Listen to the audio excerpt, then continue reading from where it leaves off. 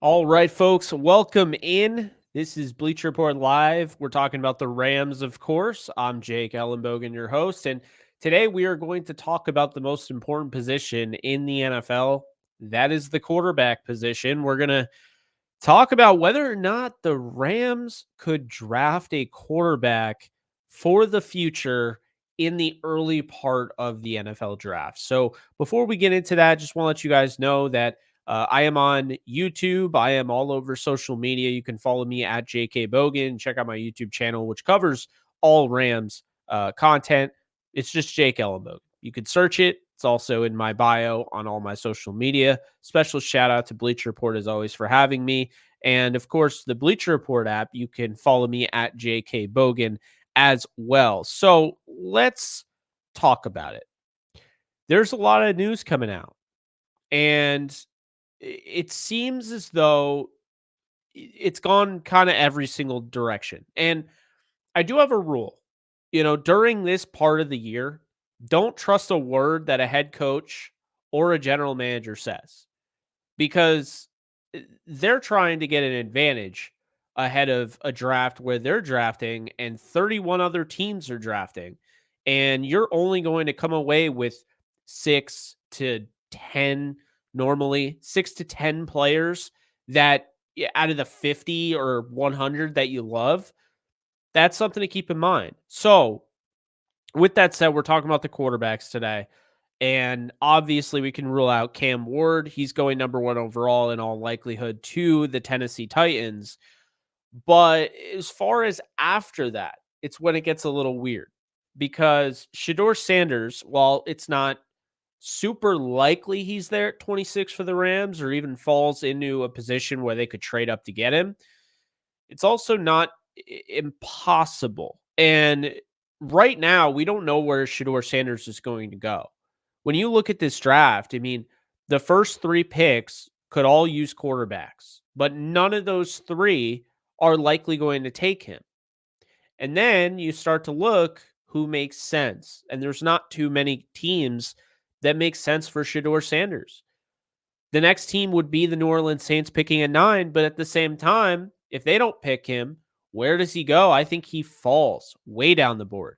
And he could fall to the point where the Giants, the Browns, the Raiders trade up from their second round pick, early second round pick, back into the first round to get him. Certainly possible. Another thing that's possible is the Steelers getting him at pick 21. Another thing that's possible, the Rams taking him at 26, because as far as the back end of this draft, there's just not many teams that would need a quarterback like the Rams. So, Shador Sanders, no info on him. They haven't met with him or anything like that, to my knowledge. And really, it just comes off the fact that he might fall. It's been mentioned and thrown out there. Mock drafts have had him going to the Rams. Adam Schefter threw the Rams in the hat as kind of an interesting option there. Could they actually pull the trigger? I think they could. Now, before we get into that, Sean McVay less need, going back to that point. Well, Sean McVay pretty much said they hadn't done a lot of work on quarterbacks. And it was unlikely they would take a quarterback early in the draft. And then Les Snead said it was also unlikely. And the big reason why is because the quarterbacks that they want, they're going to be gone before they pick, long gone before they pick. That's interesting because now, not long after that happened, I don't know if these leaks were supposed to get out or not, but it gets leaked that they not only met with Jackson Dart of Ole Miss, but they spent a decent amount of time with Jackson Dart, getting to know him and probably working him out. So Jackson Dart becomes an option. Am I excited about Jackson Dart in the first round? Absolutely not. I think it would be a complete mistake to draft him at pick 26.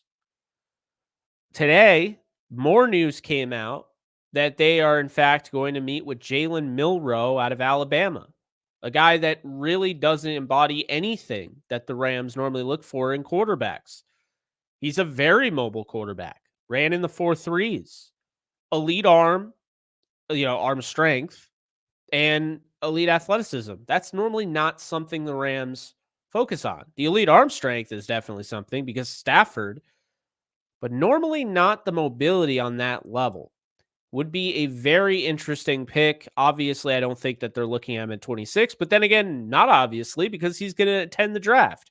So maybe they are. You also have guys like Tyler Shuck. Some people would say he's got the best tape in this draft. I would definitely make the argument. You could make the argument he has the best tape out of all the quarterbacks in the draft, but he's also 25. He'll be 26 by the start of the season. And whoever the Rams draft is not starting over Matthew Stafford or Jimmy Garoppolo for that matter. So, what are we looking at here? A year, 2 years until they start? And now all of a sudden you're talking about Tyler Shuck at age 28? It doesn't seem like the best situation. So, you got Shador Sanders, who we talked about. You got Tyler Shuck, who's probably ready to play right away and has a very limited ceiling in my mind. You got Jalen Milroe, who I don't think is close to ready to play, but that's a good thing because he's got so many, impressive traits, probably more elite traits than any quarterback in this draft. Well, that's a guy that probably fits in the Rams timeline because he doesn't have to play right away, and you can continue to develop him in the background while you have Matthew Stafford and chase the Super Bowl. So you have that going. Then Jackson Dart has been constantly brought up. And Dart is a quarterback that, again, I don't want the Rams to pick at 26. I don't really want them to take Milroe as much as I like him. He's QB3 on my board. Jackson Dart is QB4. Shador Sanders is the only one I think you could even justify taking at 26. That's realistic because we know Cam Ward won't be there. But is Shador Sanders the best option at 26? Well, that remains to be seen. So I think when you look at this, the Rams have options. Shador Sanders, Tyler Shuck, Jalen Milroe, Jackson Dart. I haven't mentioned Kyle McCord yet, but I know that they like him. Dylan Gabriel, who worked out with some of the Rams receivers. Riley Leonard. Now you start to get in like Will Howard, Curtis Rourke, Quinn Ewers. These are guys that aren't really, I don't think you're drafting to be a franchise quarterback potentially down the road. I think you're drafting just to upgrade from Stetson Bennett. And at that point, how much better are they going to be than Stetson Bennett? I think that's a fair question. So, with everything going on, everything that we know, all the news, where do I see the Rams going? I think they're going to take a quarterback. I do. I don't think that this is just smoke and mirrors. I think they are going to take a quarterback. Now, if I had to put money on it, I think that quarterback ends up being Kyle McCord and is probably in the third round, not the second or the first. I love that they met with Jalen Milroe, or they're going to, because that just doesn't feel like a quarterback that they would normally be interested in. But be that as it may, I'm very interested in him. And I think he's got the most upside of any of these quarterbacks. Elite arm, elite athleticism. The only other elite, trait I would say is Cam Ward has an elite arm, at least arm strength. I'm not trying to say they can make every throw in the book.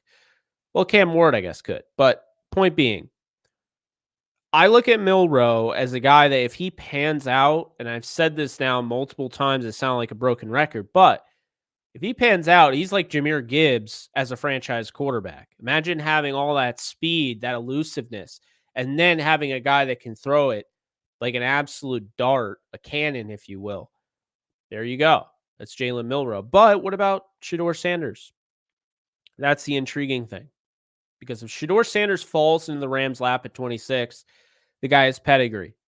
The guy is smart, conscientious, makes great plays on the field, makes great decisions. He's a leader, right? Timing passer, underrated mobility, and an underrated arm. I actually really do like Sanders to the point where I really would have a hard time not picking him at 26. It would be dependent on who's available. If it was between him and Luther Burden, I'd probably go Luther Burden, but that's not an easy choice to make. But then the big thing here that you have to, take into account is that everyone knows the 2026 quarterback draft is much better. And there are guys like Drew Aller. There are guys like, of course, Manning. Not saying that the Rams will be able to get Manning, but he's there. Lenore Sellers. There are guys. That's the point. If you draft a quarterback at 26, that kind of takes you off the board to draft a quarterback next year. It hitches you to that wagon. That's my concern, and especially my biggest concern with Jackson Dart, who I have a third round grade on. I think in the third round, Dart makes some sense. I don't have any issue with it. I do like the player. But looking at Dart and looking at Lane Kiffin quarterbacks, there's just not a great resume there. I actually have the list in front of me. There's only 3 quarterbacks, Lane Kiffin quarterbacks that have been drafted. Dart will get drafted. He'll be number 4 and might be the highest drafted quarterback in Lane Kiffin's career. 2010, they drafted Jonathan Crompton from Tennessee in the 5th round. Or he was drafted from, Lane Kiffin.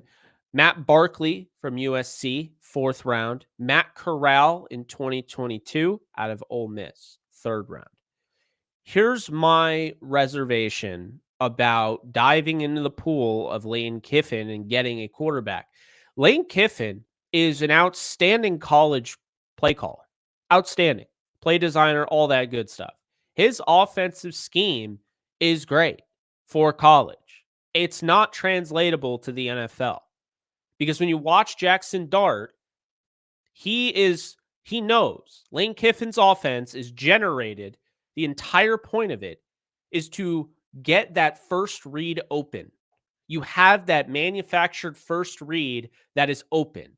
And if a defense can take that away, now it's up to the quarterback with their raw talent and, their smarts and their quickness and their feel for the game to do the rest. And I watched a lot of Jackson Dart, and what I came away with was, yes, when the first read was open, he could hit that throw. Now, I had an issue with how often he threw flat-footed and didn't really feel like he felt more like a disconnected passer in that he wasn't using the base. He wasn't using his legs. There was no base to the throw. He wasn't driving the throw. It was all arm. But then I watched him when that first read was taken away from him and how he tried to read the field, but he ended up just not doing anything and taking a sack and just not looking confident in the pocket. And that was an issue of mine. That was something that I flagged. And I think that you cannot draft a guy like that in the first round. This is again, a scheme that works really well in college, but in the NFL, there just has not been any sort of translation to the NFL. Matt Corral did not do anything. Matt Barkley was a journeyman backup, and I don't even know who Jonathan Crompton is, if I'm being honest with you. I don't remember him. He was from 2010, to be fair, so, I was younger, but I don't remember him. The point being is that nobody has really made a name for themselves that have come from Lane Kiffin offenses at quarterback. You can't just scout the helmet. You can't just say, well, he's Matt Corral. He's not. Would argue Matt Corral and him have similar tape. I would say at points, Matt Corral looked like he had better tape. But the point being is that while Jackson Dart has some good things, there are a lot of things there that make me wonder if that's going to translate. And if I pick him in the 3rd round, I'm okay with that. You sit him for a year, 2 years, whatever. But if I'm picking him in the 1st round, I am hitching my wagon to Jackson Dart, and I'm not taking a quarterback in 2026. That is a huge gamble. Huge. So, pick 26. Of course, the Rams are going to continue to be connected to quarterback because at pick 26, 5-6 years ago, the Packers selected Jordan Love in a similar boat. A team that was vying to win another Super Bowl with a aging quarterback. The aging quarterback, Aaron Rodgers, not Matthew Stafford, obviously. Aaron Rodgers wanted weapons. They drafted a quarterback. He didn't necessarily love that, but he understood it. Will the Rams do the same? Will the Rams do the same? Excuse me. I don't know. I tend to believe they're going to draft a quarterback in the first 4 rounds, but I don't know how early that's gonna be. Like I said, my money would be on Kyle McCord out of Syracuse in the end at the end of day 2 or early day 3. But would I be shocked if Shador Sanders, if he falls to 26, that they take him? Absolutely not. I think it's a great fit. Plus, I honestly think Dion, if he fell far enough, would kind of be pushing for that. I think his camp would be pushing to go to LA. Now, of course, with great power comes great responsibility. If you're Shador Sanders and you go to the Rams and Dion, is a part of it, well, hate to break it to you, but Matthew Stafford is the starting quarterback of the LA Rams until he retires. There is no discussion. This is not Kirk Cousins and Michael Penix Jr. So at that point, that's up to Shador Sanders to take on that and understand you might not start for 2 years. That's just the reality of it. And that might not be the best fit for him. But you know what? I think it absolutely should be. I think it could be. And I think when you look at who fits a Sean McVay offense, a timing based offense, I think it's Shador Sanders. And then Tyler Shuck, you look at it, you're like, does it really make sense to sit behind? I don't think it does. And I talked about Jackson Dart and my issues with him. I'm not going to just say Sanders has no issues. He absolutely has some issues. Like, he took more sacks than just about anybody in college football, over 50 last year. Holds on the ball too long, right? And sometimes he can play a little hero ball when he doesn't need to, throw interceptions when he doesn't need to. But I think, and he doesn't have any elite characteristics or traits or anything like that, but I think he could be a really good quarterback. I compare him to Teddy Bridgewater, and I think the high end comp is Tony Romo. I think that's who he can be at the next level. As far as Jackson Dart, I see him as like a Will Grier, the guy that, maybe he's a backup, maybe he's a starter. I think it's all dependent. If he goes to the Rams, he's got more of a chance on the Rams than he does on the Browns personally.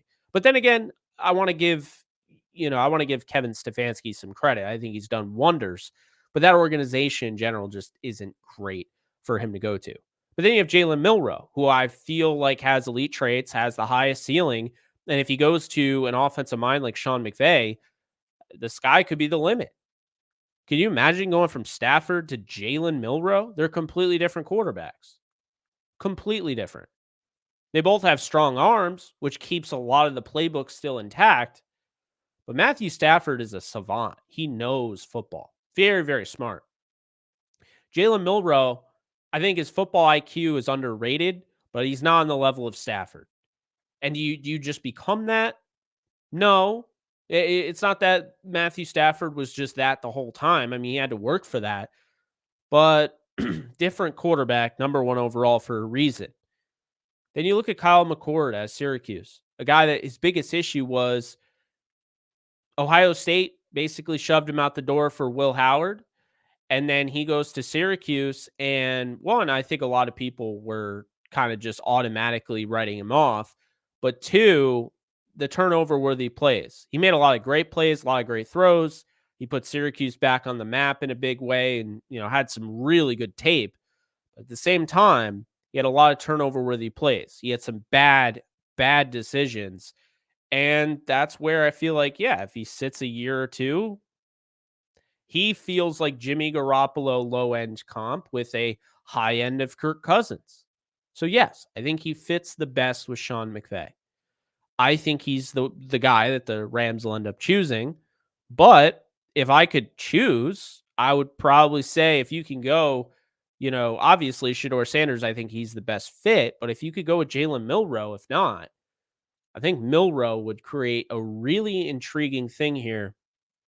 And more importantly, Milroe could help you win now in a different way. He could be that Swiss Army knife that you bring in like a Taysom Hill.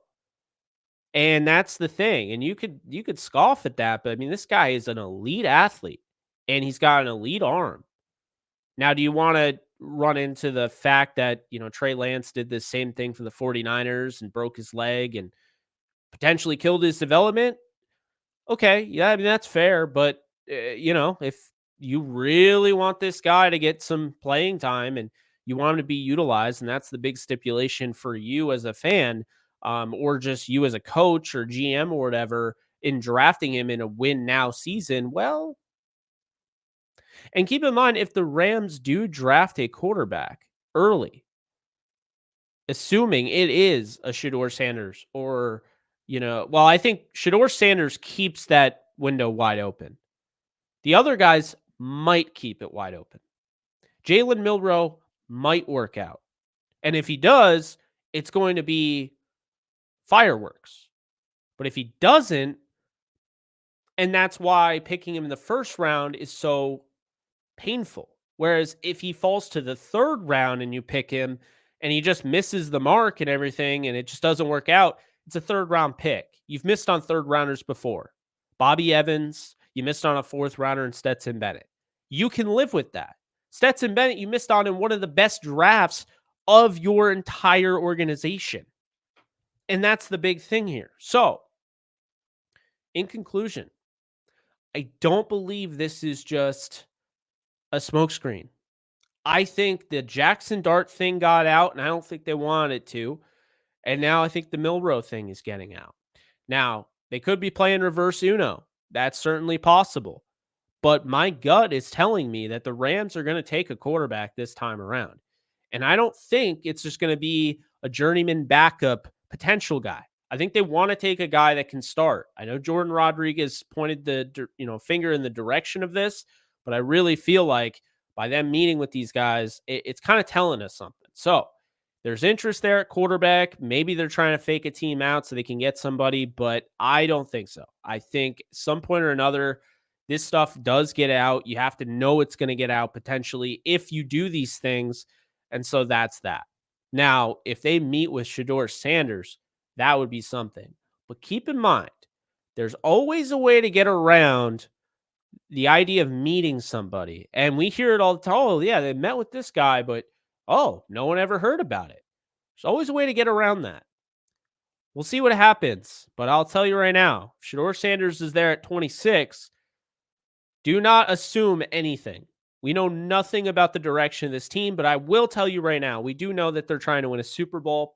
We also know that they've done a nice job of rebuilding on the fly. And we know that they have had their eye on the future while also having their eye in the present. And if you put those things together and you look at this roster, which is going to be a very hard roster to make, and you're not going to be able to have a draft class of 14 picks where all the guys make the roster, you might be able to consolidate some picks and move up. And we've already seen the aggression. We saw it last year. They gave up this year's second rounder to go up and get their guy in Braden Fisk. Don't be surprised if they do something like that again. My money, they trade back. That's how I feel. I think they're going to trade back. I think they're going to select a receiver with their first pick. My money, if they do select a receiver, I feel like if they trade back into the second and he's there, I think it's Jaden Higgins or Jalen Knoll. I think it's one of the Iowa State guys. Nate Scheelhaas, of course, is on the roster, the coaching staff, and he was the offensive coordinator there, so a lot of intel with them. But then also, I think you trade back, you get a wide receiver, but then you have an additional pick in the third round. So that would be 3 picks in the third round, 90, 101, and then wherever that ends up being. And so I think you could make the argument that is the territory where if a quarterback were to fall far enough, you could package 2 of those third rounders, move back up into the second, and take your guy. Wouldn't be shocked if it was Jackson Dart. I wouldn't be shocked at this point if it was Jalen Milroe because they met with him. Wouldn't be shocked if it was Shador. Wouldn't be shocked if it was Matt Corral. Kyle McCord.